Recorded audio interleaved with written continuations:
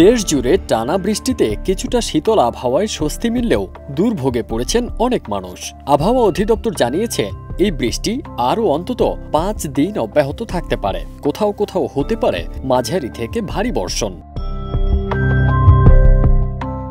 8 জুলাই থেকে পরবর্তী 120 ঘন্টার পূর্বাভাসে বলা হয়েছে, ঢাকা, খুলনা, বরিশাল, চট্টগ্রাম, ময়মনসিংহ ও সিলেট, রংপুর এবং রাজশাহী বিভাগের অধিকাংশ জায়গায় বৃষ্টি হতে পারে। অতি ভারী বৃষ্টির আশঙ্কাও রয়েছে।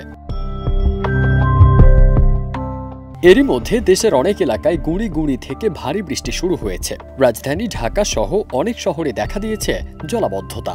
বিশেষ করে ফেনীতে গত 24 ঘন্টায় 347 মিলিমিটার বৃষ্টিপাত রেকর্ড করা হয়েছে, যা চলতি মৌসুমে সর্বোচ্চ। ফেনীর প্রধান সড়কগুলো হাঁটু পানিতে ডুবে গেছে। স্থানীয় নদ নদীর পানি বাড়ছে। আবহাওয়াবিদরা বলেন, গাঙ্গেয় পশ্চিমবঙ্গের ওপর একটি লঘুচাপ এবং সক্রিয় মৌসুমী বায়ুর কারণেই বৃষ্টির এই ধারা চলছে। এ সময় দিনের তাপমাত্রা কিছুটা কমলেও রাতের তাপমাত্রা প্রায় অপরিবর্তিতই থাকবে। আবহাওয়া অধিদপ্তরের প্রতিদিনের বৃষ্টির পূর্বাভাস অনুযায়ী 9 জুলাই বজ্রসহ হালকা থেকে মাঝারি বৃষ্টি হতে পারে। 10 জুলাই সারা দেশে হালকা বৃষ্টির প্রবণতা থাকবে।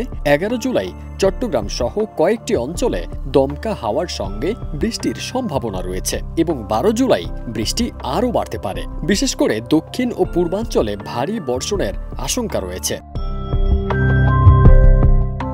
আবহাওয়া অফিসের সতর্কবার্তায় বলা হয়েছে, টানা বৃষ্টিতে শহরাঞ্চলে জলাবদ্ধতা, যানজট ও দুর্ভোগ তৈরি হতে পারে। পাহাড়ি এলাকায় বাড়তে পারে ভূমিধসের ঝুঁকি। ফারদিন সানি, দেশ রূপান্তর।